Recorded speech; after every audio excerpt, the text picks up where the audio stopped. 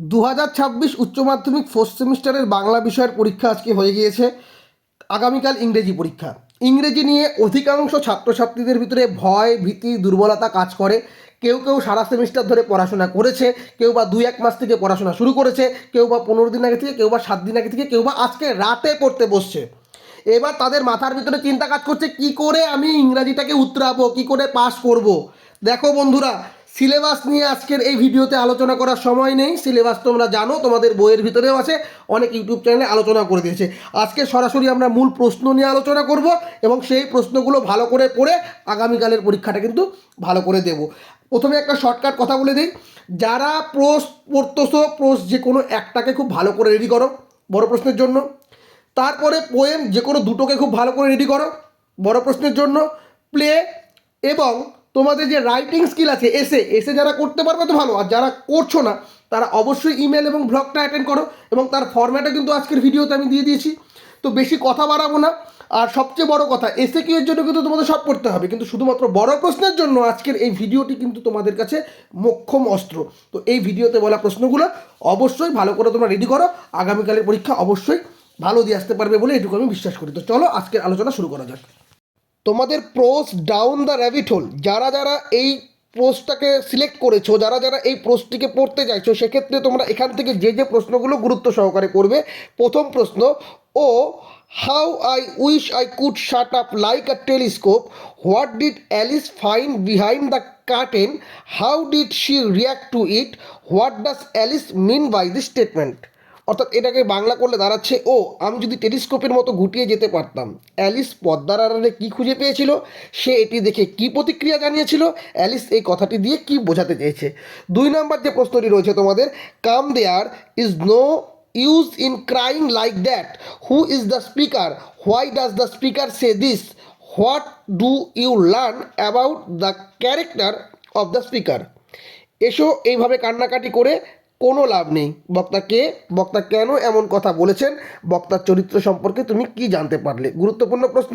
3 নম্বর প্রশ্ন তোমাদের যেটা রয়েছে, what happens when Alice jumps down the rabbit hole both physically and psychologically.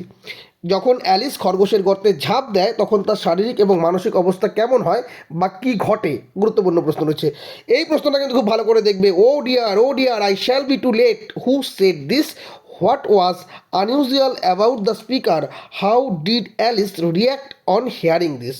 ওরে বাবা, আমার অনেক দেরি হয়ে যাবে, এই কথাটি কে বলেছিল, বক্তার মধ্যে অস্বাভাবিক কী ছিল, এই কথা শুনে অ্যালিসদের প্রতিক্রিয়া কেমন ছিল। এই প্রশ্নগুলো কিন্তু খুব ভালো করে তোমরা রেডি করবে এই প্রশ্ন থেকে। এবার তোমাদের কিন্তু প্রশ্ন রয়েছে 3 কোশ্চিনস। আমি সকলকেই বলবো, যারা যারা পড়াশোনা শুরু করোনি বা পরীক্ষার প্রাক মুহূর্তে পড়া শুরু করেছে বা কেউ আজকে রাত্রে পড়তে বসছো, তারা এই প্রশ্নটিকে জোর দাও। আর এখান থেকে যে 4টি প্রশ্ন রয়েছে এটিকে খুব ভালো করে পড়ো। দেখো, প্রথম প্রশ্ন রয়েছে, forgive me, who said this to whom, why did he ask forgiveness of the jar, how was he forgiven, what did the jar do when he gained him as a friend, what was the commitment given by the person spoken to।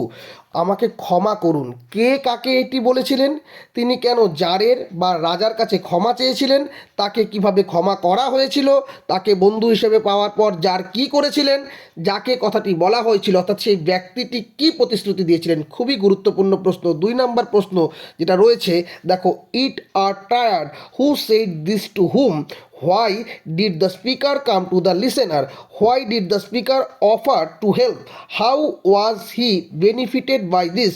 অর্থাৎ আপনি ক্লান্ত, কে কাকে এটি বলেছিলেন, বক্তা কেন শ্রোতার কাছে এসেছিলেন, বক্তা কেন সাহায্যের প্রস্তাব দিয়েছিলেন, এর ফলে তিনি কিভাবে উপকৃত হয়েছিলেন। গুরুত্বপূর্ণ প্রশ্ন।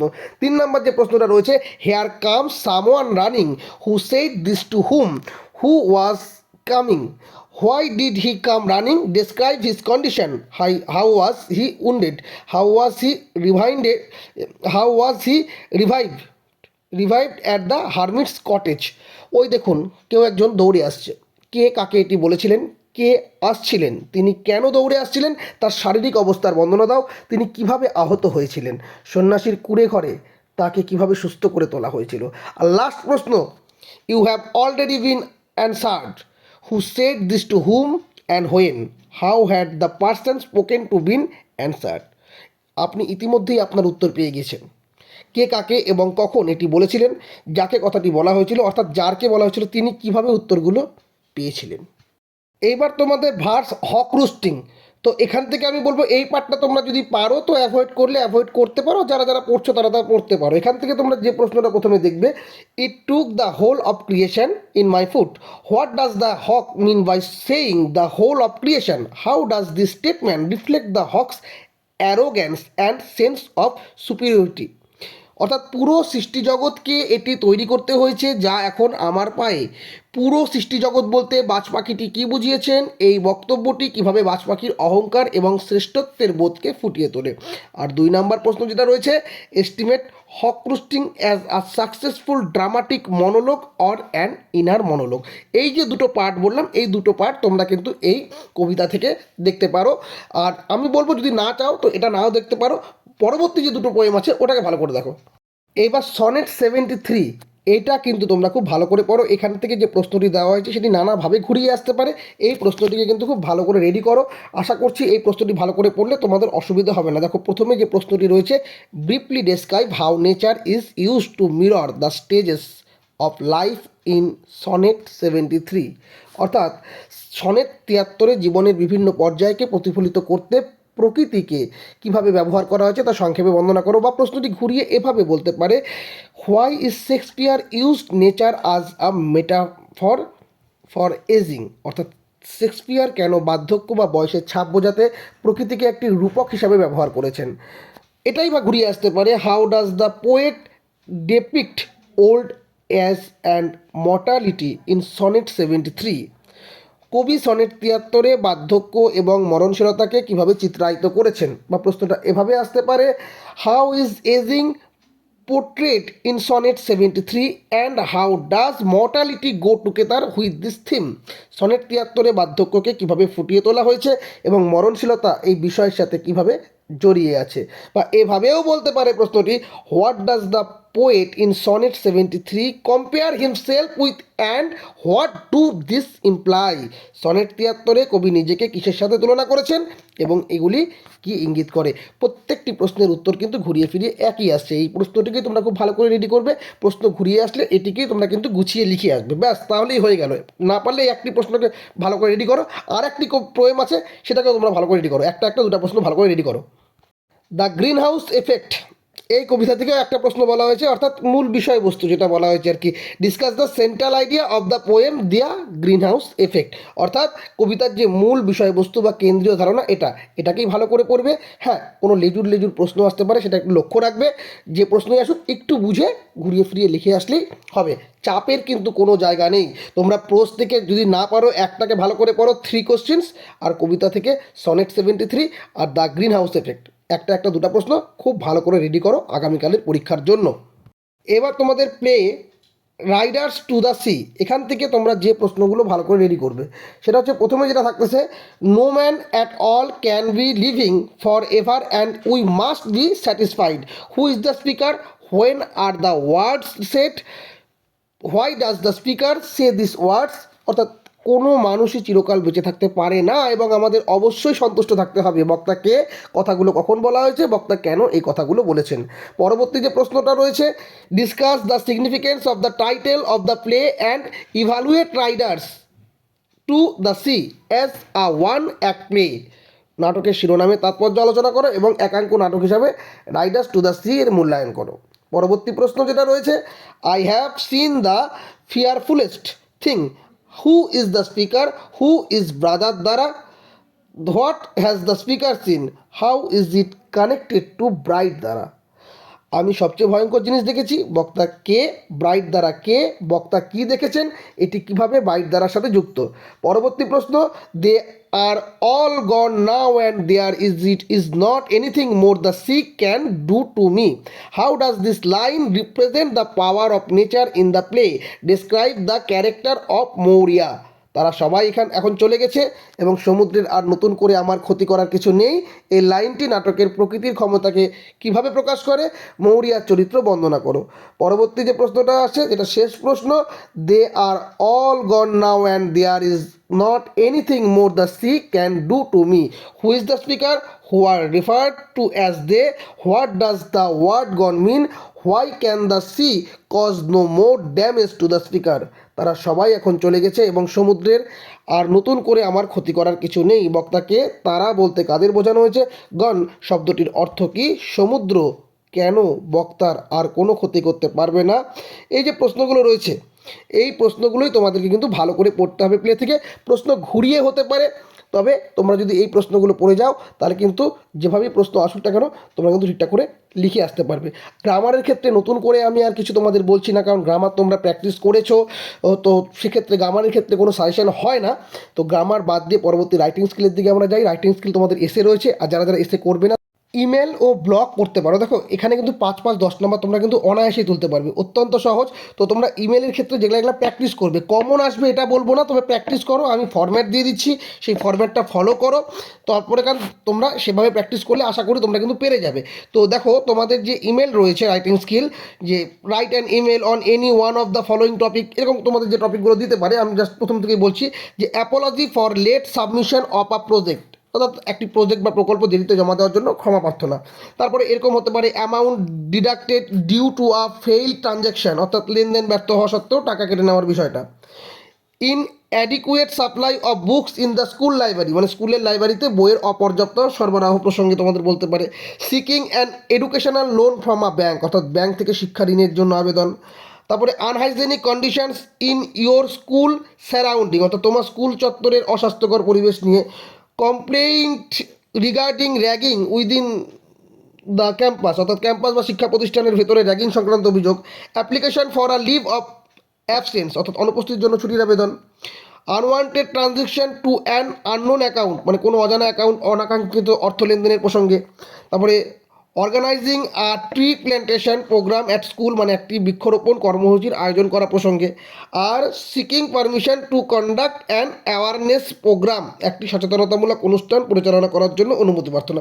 এগুলো প্র্যাকটিস করো, এখান থেকে যে কমন আসবে এটা বলছি না, তবে এগুলো প্র্যাকটিস করলে এখান থেকেই পাবে, বা একটু ঘুরিয়ে আসতে পারে। এর ফরম্যাট কী হতে পারে সেটাও আমি তোমাদেরকে বলে দিচ্ছি। তো সেটা অনুযায়ী তোমরা যদি করতে পারো তাহলে তোমরা কিন্তু সুবিধা পাবে। আগে ব্লগের যে প্রশ্নগুলো আছে সেটা একটু দেখে নাও।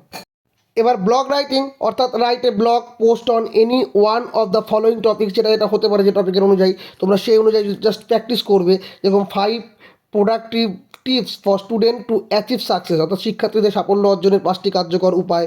তারপরে এআই, মানে artificial intelligence, a friend or a foe, অর্থাৎ কৃত্রিম বুদ্ধিমত্তা বন্ধু নাকি শত্রু। তারপরে my dream career and how I plan to achieve it, আমার স্বপ্নের কেরিয়ার এবং সেটি অর্জনে আমার পরিকল্পনা। Semester system, a blessing or a curse, semester পদ্ধতি আশীর্বাদ নাকি অভিশাপ। Visit to Digha Jagannath temple, মানে দীঘা জগন্নাথ মন্দির ভ্রমণ। আর একটা তোমার এরকম হতে পারে the importance of social media on teenagers, blessing or a curse, মানে কিশোর কিশোরীদের উপর সোশ্যাল মিডিয়ার প্রভাব আশীর্বাদ নাকি অভিশাপ।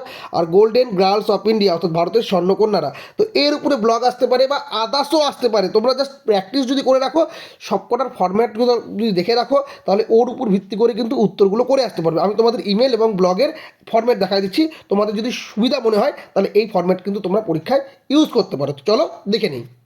দেখো ইমেল রাইটিং তোমরা কিভাবে লিখবে। তোমরা প্রথমে 1 নম্বরে কি লিখবে? টু, অর্থাৎ এখানে তোমরা কি দিবে? reservoirsemail@gmail.com, অর্থাৎ এখানে যাকে তুমি ইমেল পাঠাচ্ছ তার ঠিকানা বসাবে। 2 নাম্বার তুমি কি করবে? সাবজেক্ট রিগার্ডিং, অর্থাৎ যে বিষয় নিয়ে ইমেল লিখছো সেই মূল বিষয়টি কিন্তু তোমাদের এখানে বসাতে হবে। এরপর 3 নাম্বারে কি করছো? স্যার বা ম্যাডাম, যাকে তুমি লিখছো আর কি। তারপর 4 নাম্বারে তুমি কি করছো? I want to inform you about, অর্থাৎ আমি আপনাকে নির্দিষ্ট বিষয়টি, অর্থাৎ তোমার পরীক্ষায় যে বিষয়টি থাকছে সেই বিষয়টি কিন্তু তুমি এখানে লিখছো, সে সম্পর্কে জানাতে চাই। কি জানাচ্ছ? 5 নাম্বারে it is causing a lot of problems for me, এটি আমার জন্য অনেক সমস্যার সৃষ্টি করছে। So I request you to take some quick action regarding this matter as soon as possible, তাই আমি আপনাকে অনুরোধ করছি এই বিষয়ে যত দ্রুত সম্ভব প্রয়োজনীয় পদক্ষেপ গ্রহণ করার জন্য। 7 নম্বর কী করছো? I shall be highly obliged if you kindly solve this issue. আপনি যদি দয়া করে এই সমস্যার সমাধান করেন তবে আমি আপনার প্রতি অত্যন্ত কৃতজ্ঞ থাকব। 8 নম্বরে থ্যাঙ্কিং ইউ, আপনাকে ধন্যবাদ। 9 নম্বরে ইওর ফেথফুলি, আপনার বিশ্বস্ত। ইওর নেম, ওখানে নিজের নাম লিখে দিবা। ব্যাস, সিম্পল বিষয়টা তোমরা কেন জটিল করছো? এটাকে তোমরা প্র্যাকটিস করো, হয়ে যাবে। কতক্ষণ লাগবে? 15 থেকে 20 মিনিট লাগবে, ভালো করে পড়ো, হয়ে যাবে।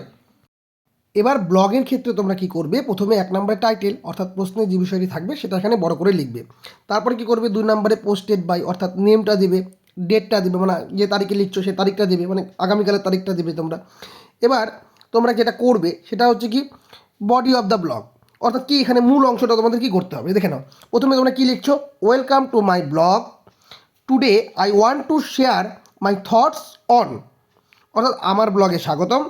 আজ আমি, মানে প্রশ্নের যে বিষয়টি আছে লিখলে, এর উপরে আমার চিন্তাভাবনা আপনাদের সাথে শেয়ার করতে চাই। তারপরে কি করবে, পরবর্তী, this is a very interesting topic in our daily life, এটি আমাদের দৈনন্দিন জীবনের খুব চমৎকার একটি বিষয়। তারপরে many people have different opinions about it, এই বিষয়ে অনেকের অনেক রকম ভিন্ন মতামত রয়েছে। তারপরে in my opinion it has both good and bad sides, আমার মতে এর ভালো এবং মন্দ উভয় দিকই রয়েছে। তারপরে we should think about it carefully to get the best result, সর্বোত্তম ফলাফল পেতে আমাদের এটি নিয়ে গুরুত্বের সাথে ভাবা উচিত। তারপরে কি, it is very important for students and our society too, এটি ছাত্রছাত্রী এবং আমাদের সমাজের জন্যও অত্যন্ত গুরুত্বপূর্ণ। তারপরে what do you think about this, please share your comments below, অর্থাৎ এই বিষয়ে আপনি কি ভাবছেন, দয়া করে নিচে আপনার মতামত বা কমেন্ট শেয়ার করুন। লাস্টে কী করবে, thanks for reading my blog, আমার ব্লগটি পড়ার জন্য ধন্যবাদ। বা সিম্পল বিষয়, ব্যাস এটুকুই তোমাদের কমপ্লিট করতে হবে, এর বেশি কিছু না। তোমরা তাহলে কি করছো, একটা প্রোজ ভালো করে পড়ছো বড় প্রশ্নের জন্য, দুটো পোয়েম একটা একটা করে দুটো প্রশ্ন খুব ভালো করে পড়ছো, তাহলে প্রোজ থেকে 4টা প্রশ্ন দেওয়া আছে, পোয়েম থেকে একটা একটা দুটো, তাহলে 6টা প্রশ্ন, প্লে থেকে 5টা প্রশ্ন রয়েছে, 11টা প্রশ্ন তোমরা ভালো করে পড়ো। প্রত্যেকটা প্রশ্নকে ঠিকঠাক করে পড়ার জন্য তোমার কতক্ষণ সময় লাগতে পারে, 2 থেকে 3 ঘন্টা পড়লে কিন্তু হয়ে যাবে, তাই নয় কি? আর ইমেল অ্যান্ড ব্লগটা তুমি প্র্যাকটিস করো, বাস 5 নাম্বার তুমি এমনি তুলে নিতে পারবে। এটুকুই একটু ভালো করে প্র্যাকটিস করো। আর যারা যারা গ্রামাটিক্যাল পোর্শনটা ভালো করে পারছো, এসিকিউটা ভালো করে পারছো, তারা তো নিশ্চিন্ত মানে পরীক্ষার হলে যাবে, কোনো রকম চাপই নেই। এটুকুই তোমাদের করতে হবে। তো আজকের মতো ভিডিও এখানেই শেষ করছি। অবশ্যই ভালো করে প্রশ্নগুলো গুরুত্ব সহকারে পড়ো, উপকার অবশ্যই পাবে। প্রশ্ন ঘুরিয়ে আসতে পারে, উত্তরগুলো এখান থেকে তোমরা ঠিকঠাক করে লিখে রাখতে পারবে, কোনো অসুবিধা হবে না তোমাদের যদি টেক্সচুয়াল পার্টটা ভালো করে জানা থেকে থাকে। বোঝা গেল? তো ভালো করে পড়াশোনা করো। সকলকে আগামীকালের পরীক্ষার জন্য বেস্ট অফ লাক।